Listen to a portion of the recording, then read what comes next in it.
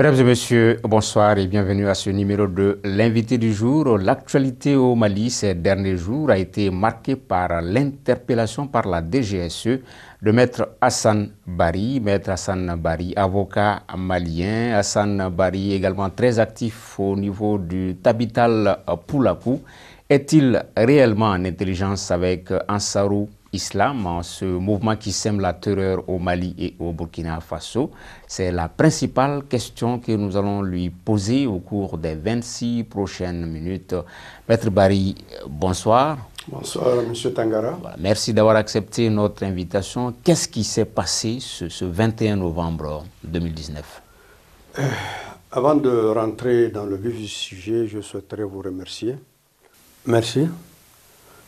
Avant de commencer mon propos, je souhaiterais d'abord adresser mes vifs remerciements à l'Ordre des avocats du Mali, aux bâtonniers de l'Ordre des avocats du Mali, que je charge d'apporter mes remerciements à l'ensemble de mes confrères africains. Vous vous êtes rendu compte, quand j'ai été interpellé et séquestré à la sécurité d'État, mes confrères, dans leur grande majorité, se sont mobilisés parce qu'ils savaient parfaitement qu'il y a une violation grave des textes régissant la profession d'avocat. Je parle notamment de l'article 6 du règlement numéro 5 de l'UEMOA relatif à l'exercice de la profession d'avocat dans l'espèce UEMOA. En dehors de mes confrères, l'association Tabital Poulakou s'est grandement mobilisée. Et à côté d'elle, tous ceux qui sont épris de paix et de justice se sont donné la main. Je ne vais pas oublier non plus des partis politiques qui se sont manifestés, individuellement ou collectivement, qui se sont mobilisés et qui ont exigé ma libération au niveau de la sécurité d'État. Je pense que c'est un devoir pour moi de les remercier et de les remercier très sincèrement pour tout le soutien qu'ils ont apporté. Je pense que votre présence ce matin me permettra de s'expliquer et d'expliquer à la communauté internationale ce qui est arrivé. Comme vous le dites si bien, le 21, jeudi 21 je crois, j'étais dans mon bureau en train de travailler, quand aux environs de 11 heures, le directeur du contre-terrorisme à la Direction générale de la sécurité d'État m'a appelé pour me dire que le général Diawara souhaitait me rencontrer. Je ne doutais pas qu'il s'agissait certainement de deux individus qui avaient été interpellés la veille et qui étaient à leur niveau. Moi, de mon entendement, et compte tenu de mes rapports même avec la direction générale par rapport au traitement de certains dossiers, je me suis dit que certainement que Diawara m'appelait pour que je vienne confirmer ou infirmer certaines réponses apportées par ces deux individus qui avaient été arrêtés. Je vais là-bas et on m'introduit dans une salle, puis une autre, dans un salon, et on me fait asseoir. Et celui qui me fait asseoir ressort du bureau et boucle la porte. J'ai compris que ce n'était pas ce que je croyais et je suis resté assis de 11h à 17h sans voir personne. À 17h, il y a une équipe peut-être d'enquêteurs dont je connais certains, sont entrés où j'étais. Ils m'ont dit qu'ils ont une série de questions. Et véritablement, ça me surprend. Véritablement, je ne comprends rien de ce qui se passe aujourd'hui dans ce pays. Après m'avoir demandé de décliner mon identité, la deuxième question était relative à la présence de deux individus dans leurs locaux, où ils me disent qu'ils sont arrivés le 19 novembre de Boulikessi et qu'ils sont venus dans le but d'acheter des armes, d'acheter du matériel informatique, du matériel explosif, et qu'ils étaient même porteurs de beaucoup d'argent dont une partie serait allée dans ma poche. J'ai dit, monsieur, vous ne faites que reprendre ce que la rue dit. Et ce que vous dites là, je l'ai déjà lu hier soir sur les réseaux sociaux. J'ai compris qu'il y a un montage qui est en train de se préparer, et ce montage ne va pas sans l'implication de journalistes de service qui en réalité ne sont que des honorables correspondants des services de renseignement extérieur. J'ai dit, ces individus que vous avez arrêtés sont dans mon cabinet depuis longtemps. Ils sont régulièrement venus par rapport à leurs frères détenus à la prison centrale de Bamako. Et leur visite du 20 dans mon cabinet était simplement de les accompagner, de leur trouver des permis de communiquer auprès du juge en charge de ce dossier pour que le samedi qu'ils aillent voir leurs frères détenus. Effectivement, je les ai accompagnés, ils ont même garé leur moto à mon cabinet, je les ai pris dans mon véhicule, conduit par mon chauffeur. Nous sommes rentrés dans la cour du pôle judiciaire. Là, nous avons trouvé qu'il était déjà 15h30. Le juge n'était pas sur place, certainement qu'il était rentré ou il était en mission. Donc, je leur ai redonné rendez-vous le lendemain pour qu'ils viennent. Nous sommes ressortis ensemble. J'ai mis ma main dans ma poche, j'ai enlevé 10 000 francs. J'ai dit, prenez un taxi, rentrez au cabinet, reprenez votre moto et repartez chez vous. Le lendemain matin, vous revenez. J'ai démarré. C'est exactement au même moment qu'ils sont tombés sur ces deux individus. Ils les ont pris et les ont amenés à la SE. J'ai dit, voilà ce qui se passe. Je ne sais pas d'où vous sortez ça. Et puis, entre nous, on ne vient pas à Bamako pour payer des armes. Les armes, ça se paye sur le terrain où la circulation des armes est beaucoup plus facile. Donc vous remettez en cause l'information selon laquelle ils ont été appréhendés au grand marché. Non, mais c'est faux. Mais c'est faux. Ils n'ont pas été appréhendés au grand marché. Ils ont été appréhendés devant le pôle judiciaire et conduits à la sécurité d'État. Donc il faut que, en réalité, tout ça, ça a été mis pour que les Maliens consomment cette version. Voilà pourquoi ces journalistes étaient même beaucoup plus en avance que les faits eux-mêmes. Ils rapportaient des choses qui ne se sont même pas encore déroulées. On voyait à travers leurs écrits le cheminement de la procédure mise en œuvre par la sécurité d'État. Donc j'ai dit clairement, tout ça c'est fait pour permettre aux Bamakois très tôt de consommer, de dire oui, nous avons arrêté, mais grâce à mes services, nous avons arrêté 2 grands terroristes et même leurs parrains ou leurs complices, Maître Hassan Bari. C'est ce qu'ils voulaient faire consommer aux gens. Oui, mais peut-être ce qu'on ne pourrait pas démentir, c'est le fait qu'un des interpellés serait le frère de Jafar Diko de Ansarou Islam. Est-ce que là, on ne peut pas donner raison à la DGSE de s'inquiéter et de vouloir anticiper? Est-ce qu'être frère d'un terroriste fait de toi un terroriste? J'ai vu, et c'est dans le procès verbal, le dossier, je l'ai. Il est sur mon bureau. Je peux vous le montrer tout de suite, mais je ne peux pas vous permettre d'accéder parce que c'est un dossier à l'information. Un des frères, notamment Hamadou Diko, serait le frère de Jafar Diko. Jafar, c'est le jeune frère d'Ibrahim Malam Diko qui avait été tué. Plus tard, Jafar a été tué, et c'est ce frère-là qui serait en prison. On dit que c'est son frère. Et ça ressort du procès verbal d'enquête préliminaire. Est-ce que parce que le frère de Jafar est arrêté, est-ce que parce que Jafar est le frère, Diko est le frère de Jafar, fait de lui un terroriste? Parce que si on mettait le dossier sur la table, vous ne verrez plus rien. Vous ne verrez absolument, vous ne retiendrez aucune responsabilité de sa part. D'accord. Ouais. Il y a également un timing, Maître Bari, c'est un peu la cour d'assises. Hein. Dans le rapport de la sécurité d'État, on parle de certains cas de libération et d'acquittement étonnants Voilà, on ne sait pas ce qui s'est passé à ce niveau-là. Or, on parle également d'argent pour soudoyer des magistrats. Et en amont, certains terroristes auraient été libérés.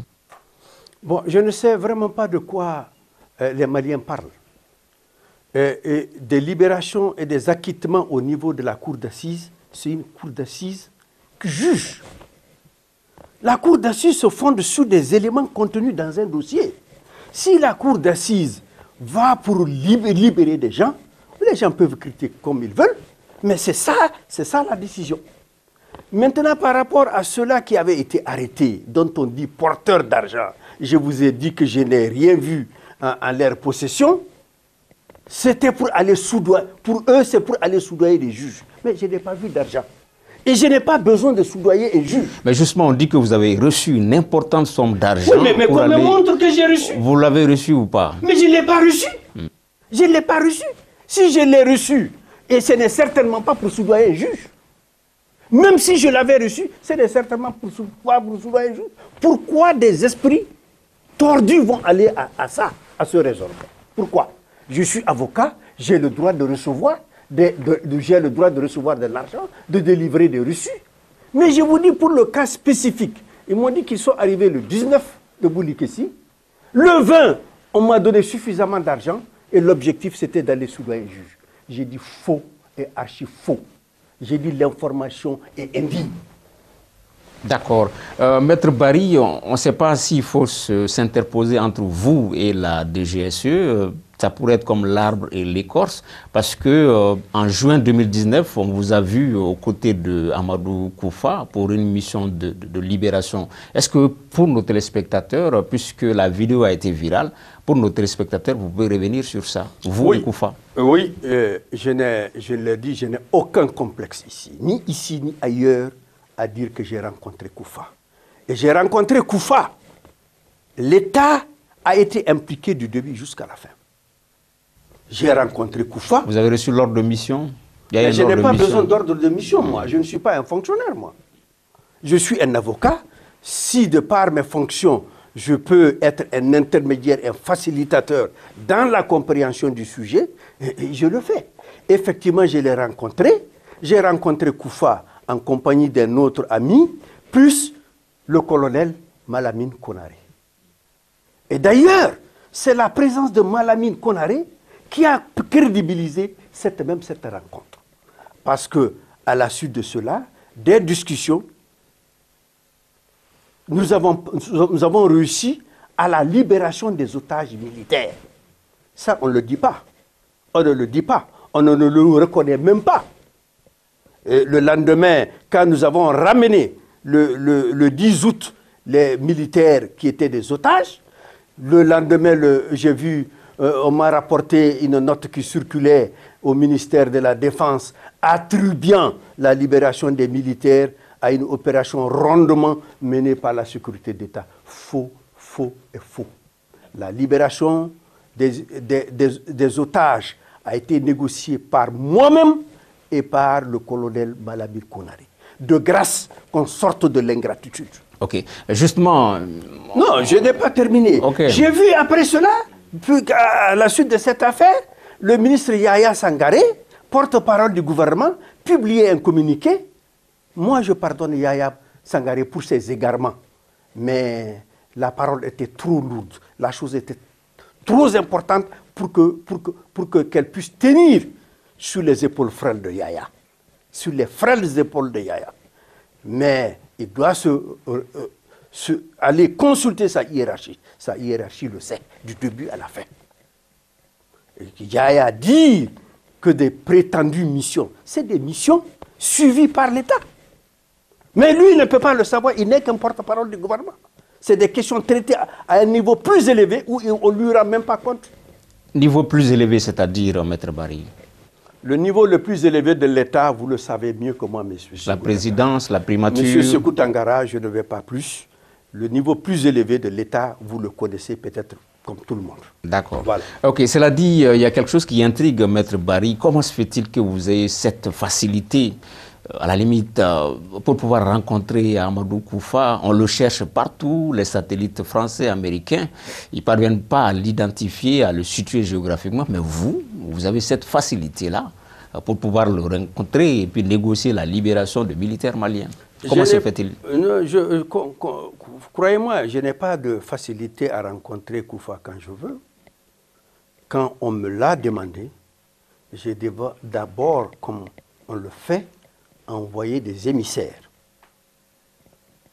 Et vous vous souvenez que je fais partie de la liste de gens dont la tête devrait être coupée par Hamadoun Koufa.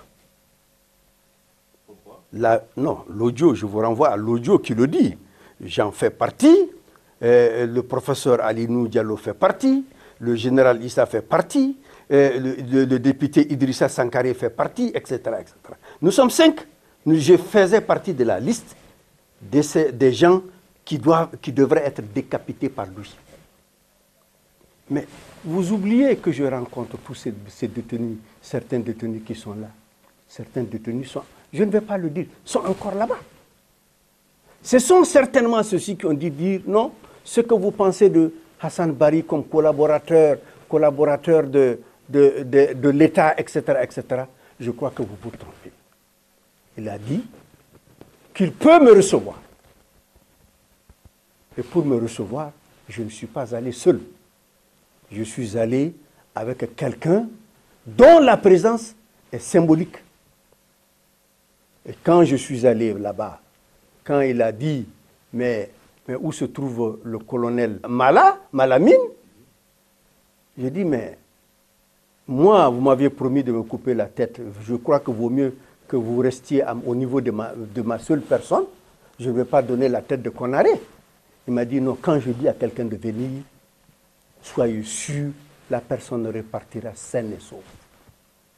C'est là que Malamine est venu, non sans avoir été informé du danger qu'il y avait et des risques pour lui et pour nous-mêmes. Il a accepté, il a pris son courage à deux mains, c'est un officier valeureux qu'aujourd'hui, qu'on souhaiterait traîner dans la boue. Je ne l'accepte pas. Je ne l'accepte pas pour moi, je ne l'accepte pas pour le colonel Malamine Konaré. Donc, et les discussions, c'est toute une journée. Elles se sont bien passées. Des programmations ont été faites pour la suite des discussions qui seront précédées de la libération des otages. Après, un autre programme de rencontre était prévu. Aujourd'hui, nous sommes bloqués tout simplement par rapport à un combat meurtrier entre les services de renseignement, entre la sécurité d'État et les services de renseignement militaires. Ce n'est que ça. Hein? Et aujourd'hui, mais le président Ibeka ne sait pas. La guerre qui se livre, quand vous vous livrez entre vous des guerres, comment vous pouvez gérer le pays? Comment vous pouvez apporter quelque chose de consistant pour qu'on aille vers des solutions? Tant que cette guerre-là va continuer, nous ne verrons pas le bout du tunnel. D'accord. C'était justement où la rencontre avec Koufa, Maître Bari? C'était dans le Massina, c'était dans le Hariri, c'était où géographique? Je vous renvoie demander à la sécurité d'État. Je n'ai pas le droit de mettre quiconque en danger. Allez-y demander, c'est en tout cas à l'intérieur du Mali. Voilà. D'accord. Et qu'est-ce qui explique ce revirement de Koufa? Votre tête, vous étiez wanted, votre tête et puis celle de Alinou Diallo et puis d'autres cadres Peul. Qu'est-ce qui explique son revirement, le fait qu'il surseille un peu à cette décision de décapiter et de vous recevoir? Je crois qu'il était disposé. C'est-à-dire notre intervention à l'époque l'amenait à dire, quelles que soient les difficultés qu'il y a, il est bon de s'écouter, il est bon de se rencontrer, il est bon de parler. Sa préoccupation principale, c'est la charia, c'est la présence des forces étrangères. Mais tous ces sujets-là peuvent être discutés. Donc,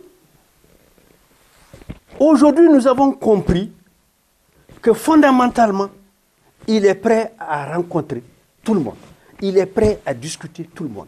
Et l'accalmie que vous avez aujourd'hui dans le delta intérieur, là, il y a notre part de responsabilité. même si certains fronts sont encore en ébullition, dans le delta intérieur, nous avons réussi parce qu'il nous a dit, bon, je vais voir ce que vous allez faire, mais je vous donne l'engagement que ce que vous avez vu avant, vous ne le verrez pas. Donc, il a changé d'attitude.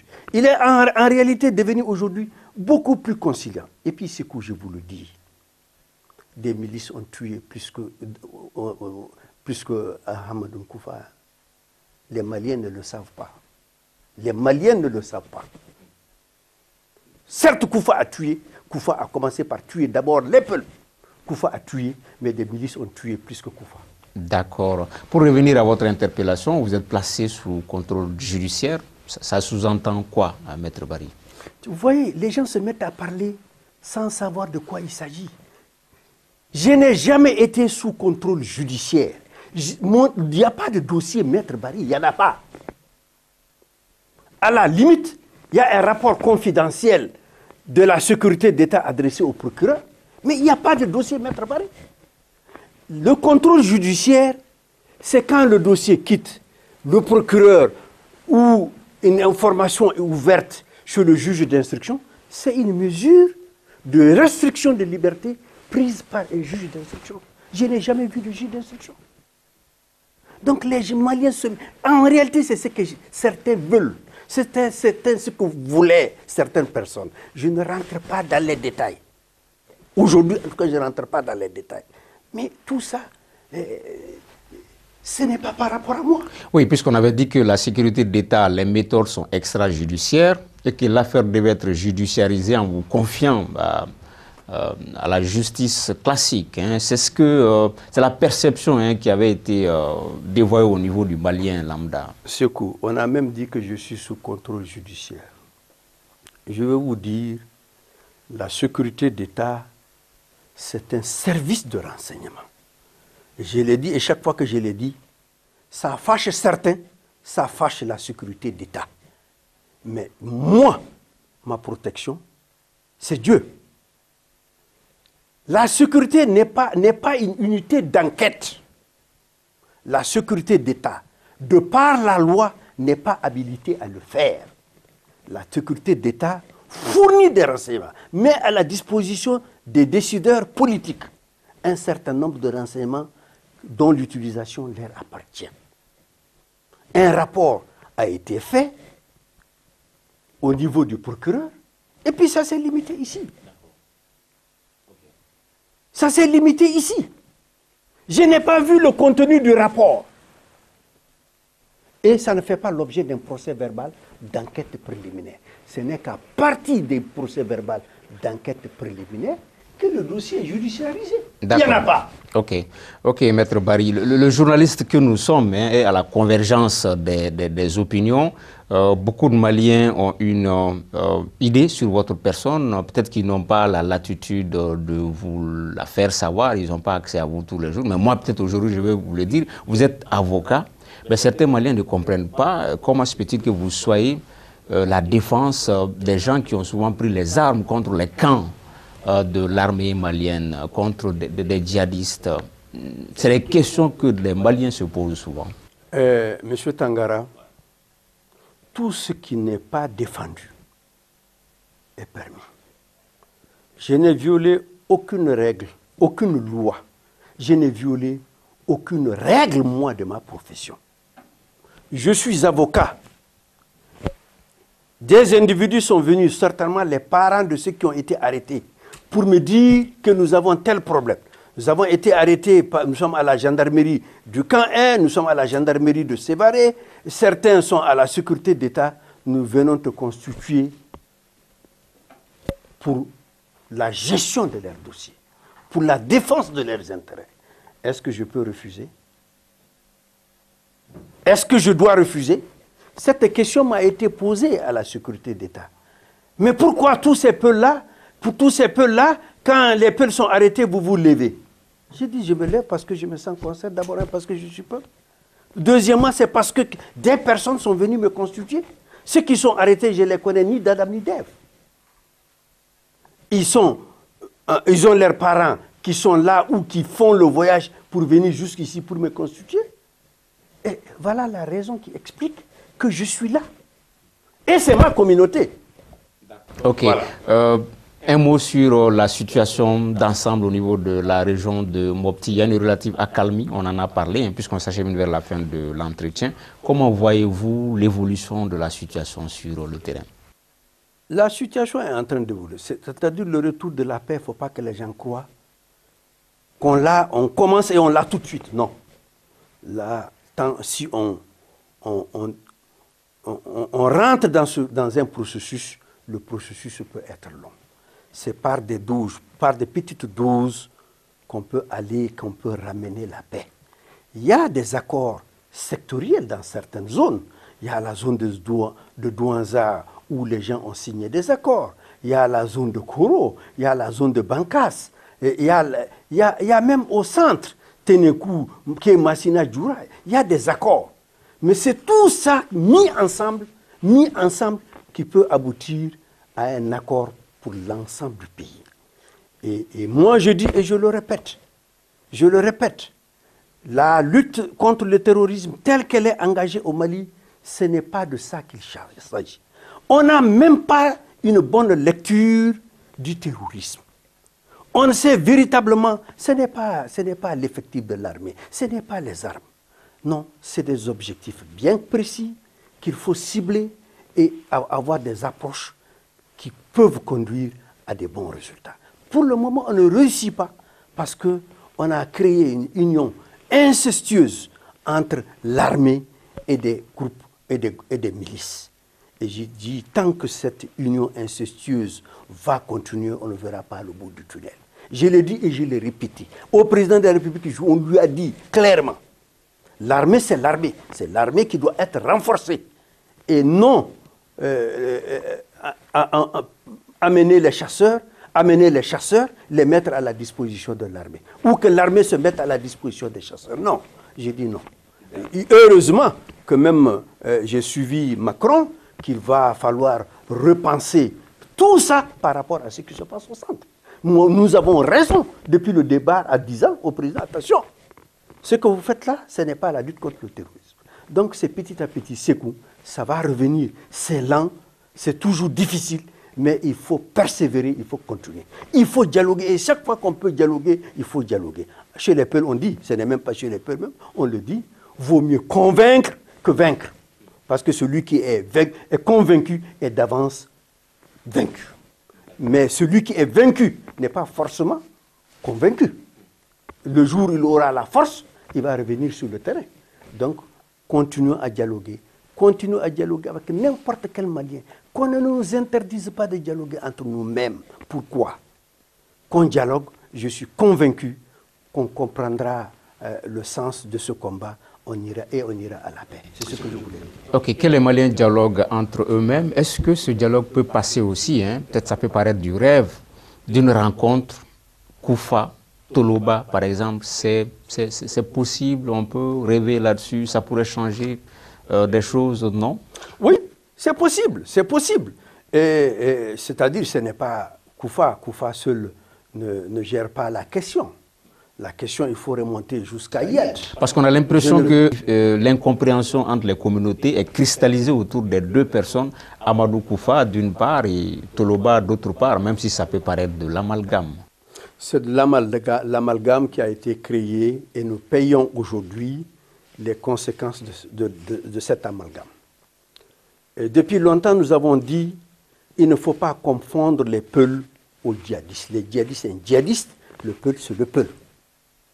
Mais vouloir, et au sommet de l'État, dire que le terrorisme s'est incrusté dans les villages Peul à telle enseigne qu'il est difficile, on perd son temps en voulant faire la différence entre Peul et djihadistes, voilà où ça nous a conduit. Voilà où ça nous a conduit. Maintenant, je vous ai dit, Koufa est disposé à dialoguer avec n'importe qui. Il a ces thèmes qu'il développe à chaque rencontre avec les gens. Ce n'est pas seulement à nous qu'il l'a dit, il l'a dit à d'autres groupes. Ce n'est pas nouveau, mais je suis convaincu Je suis convaincu. Sortons de notre ego. Sortons de notre ego et faisons en sorte que le dialogue puisse s'instaurer entre Koufa et le reste du pays. Et certainement, ça passera par Yad. Les gens n'en veulent pas entendre parler, mais je suis convaincu qu'aujourd'hui, nous avons besoin de parler à tout le monde, y compris Yad. D'accord. Hier, nous recevions un homme politique. On lui a posé la question si c'était possible de bivouaquer lorsqu'on quitte Sévaré pour aller à Gao. Il pense que c'est possible. Par rapport à la région de Mopti, est-ce que c'est possible de revenir à cette période où le Dogon amenait son couscous, le Peul son lait, où vraiment c'était imbriqué, c'était de l'harmonie entre les deux communautés? Est-ce que c'est possible de revenir à cette période assez glorieuse de la culture et de l'histoire du Mali? Je l'espère bien en tout cas. Si l'État joue bien son rôle, ce n'est pas simplement de frapper. Son rôle, ce n'est pas simplement d'emprisonner. Son rôle aussi d'apporter les conseils qu'il faut aux endroits qu'il faut. Je vous dis, c'est la démission de l'État qui nous a conduit à cette situation. Ce discours, je ne le tiens pas pour moi-même. Ce discours, vous l'entendrez dans toute la région de Mopti. Vous l'entendrez dans tout le centre. C'est de la faillite dans la responsabilité de l'État qui nous a conduit à ça. Quand, au déclenchement de cette affaire, si l'État avait dit « attention », comme l'avait dit à l'époque Amadou Toumani Touré, « attention, tout Tamashek n'est pas rebelle, tout Tamashek n'est pas djihadiste », si l'État avait dit « attention, attention, pas d'amalgame », il y a djihadiste, il est djihadiste, il y a Peul, le Peul est Peul. Ne confondez pas les deux. Si vous confondez les deux, vous nous amenez dans une situation inextricable. Et c'est celle-là aujourd'hui que nous vivons. Donc nous vivons simplement les conséquences que l'État aujourd'hui, à l'époque qui n'a pas réagi, qui n'a pas fait ce qu'il devrait faire, nous gérons aujourd'hui les conséquences. Mais l'espoir reste permis quand même. L'espoir est permis. L'espoir est permis si l'État joue le rôle. L'État doit être au devant pour aller dans les villages Peul, dans les villages Dogon, pour restaurer la confiance, pour ramener la confiance. La confiance, quand on confond l'État, quand dans les milieux Peul, on confond l'État à des chasseurs, ou bien quand dans les milieux Dogon, on confond les Peul à des terroristes, il y a quand même des explications à apporter. Voilà, que l'État prenne le devant, que l'État prenne le devant, que l'État aille où il doit aller, où il doit y aller, et que l'État explique. D'accord. Voilà. Ok, c'est sur cet appel que prend fin ce numéro de l'invité du jour. Nous recevions Maître Hassan Bari, avocat. Il est également actif au sein de la communauté Peul, Tabital Poulakou. Avec lui, nous avons parlé de son interpellation par la DGSE. Est-il en intelligence avec Ansarou Islam, ce mouvement qui sème la terreur au Mali et au Burkina Faso? Vous avez eu ces réponses. Merci d'avoir suivi cette émission et à très bientôt sur la panafricaine. Merci.